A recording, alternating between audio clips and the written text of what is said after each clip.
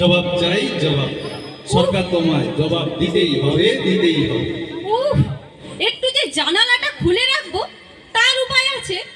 খালি মিছিল আর মিছিল। সরকার তুমি জবাব দাও। বলি সরকার কেন জবাব দেবে শুনি? সত্যিই তো, তোমার সামনে সরকারের নামে বলা কি চারটিখানি কথা নাকি? চালাকি পায়া হ্যাঁ। কি খুঁট কাটা হচ্ছে শুনি? বেশ, তুমি থাকো তোমার সংসার নিয়ে, আমি এই সংসার থেকে পদত্যাগ করলুম। বলছি এই নিয়ে কবার হলো? তার মানে? না মানে সকালে পদত্যাগ, রাতে প্রত্যাহার, এ তো তোমার কাছে নতুন কিছু নয়, এ তো রোজ চলছে এখন। বেশ করব, হাজার বার করব। আমার সংসার, আমি পদত্যাগ করি আর প্রত্যাহার করি, তাতে কার কি শুনি?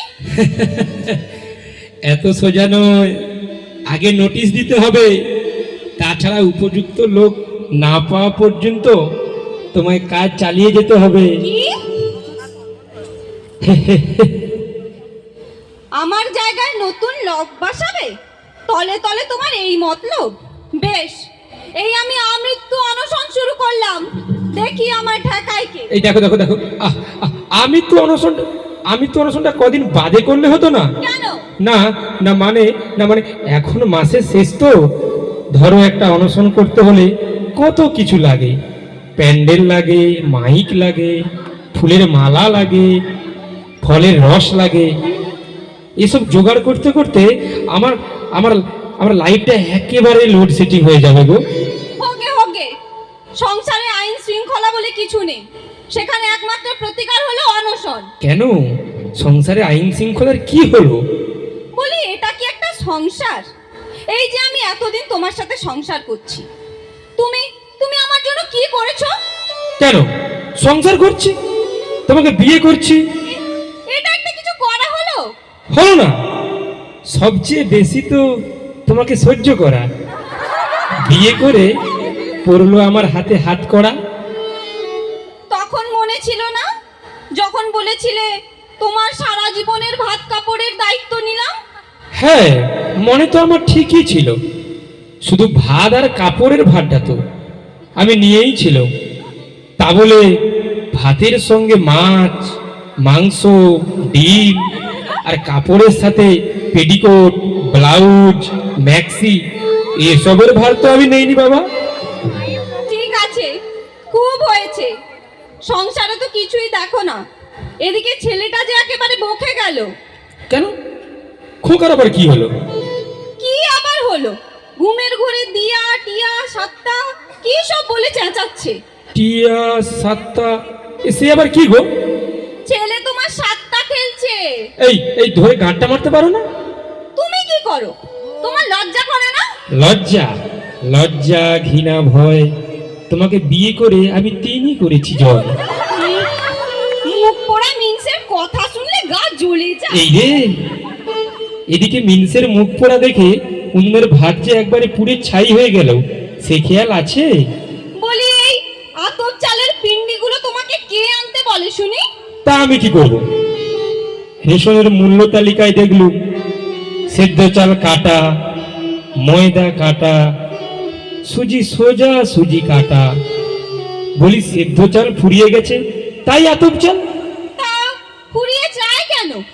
অভ্যাস করিয়ে নিচ্ছি, বিধবা হলে যাতে অসুবিধা না হয়। হাড় জ্বালানো কথাগুলো শুনলে না আমার পেট জ্বলে যায়। সরকার না হলে আমরা কোথায় পাবো?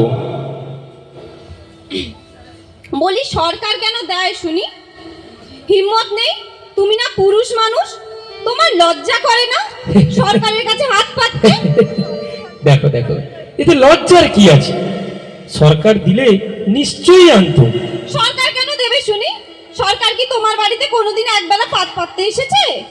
আহা, সরকার তো আমাদের একমাত্র ভরসা। তা এতই যদি বোঝো তাহলে কথায় কথায় সরকারের নামে দোষ দাও কেন? সরকারের দোষ করলে বলতে পারবো না? না বলবে না। বলি সরকার যদি এতই খারাপ তাহলে সরকার বাড়ির মেয়েকে বিয়ে করতে গিয়েছিলে কেন? এই মরেছি, তুমি কি বুঝতে কি বোঝো বলো তো? থাক থাক থাক, তোমায় আর আমাকে বোঝাতে হবে না। আরে বাবা, এ সরকার সে সরকার নয়। সাপ দিয়ে মাছ ঢাকা যায় না, জানো তো? ভুলে যাও না, আমিও শ্যামবাজারের পিতুং সরকারের মেয়ে সুভাষিনী। সে তো তোমার সুন্দর মতো কথা শুনে বুঝতে পারছি তুমি সুভাষিনী। কি সুন্দর তোমার মুখের ভাষা। দেখো দেখো দেখো, এই শেষবারের মতো বলে দিচ্ছি, ফের যদি কোনোদিন আমার বাপের বাড়ির নামে দোষ দিয়েছো, আমি ওই কড়ি কাটে ঝুলে মরবো। ভগবান কি আমায় মুখ তুলে চাইবেন? মানে মানে সেই সৌভাগ্য কি আমার হবে? এ কি বললে? না না না, মানে কিছু না, মানে বলেছিলাম, আমি বলেছিলাম বাড়িওয়ালার পারমিশন নিয়েছো? কেন?